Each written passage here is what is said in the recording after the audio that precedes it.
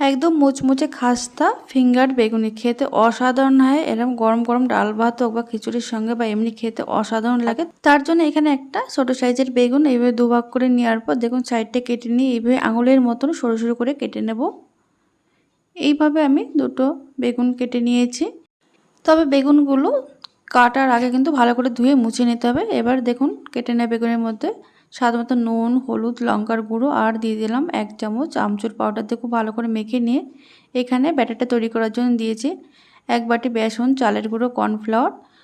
স্বাদ মতো নুন, হলুদ, লাল লঙ্কার গুঁড়ো, তারপর দিয়েছি জোয়ান, এর মধ্যে দিয়েছি আমি 1 চামচ পোস্ত আর থেতো করা কাঁচা লঙ্কা দিয়ে খুব ভালো করে মিশিয়ে নেওয়ার পর এর মধ্যে অল্প অল্প জল দিয়ে একটা ঘন ব্যাটার করে নেওয়ার পর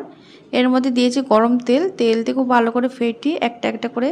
এইভাবে বেগুন নিয়ে ব্যাটারে ভালো করে ডুবিয়ে গ্যাসের ফ্লেম মিডিয়ামে রেখে এরকম মুচমুচে করে ভেজে খেয়ে দেখুন অসাধারণ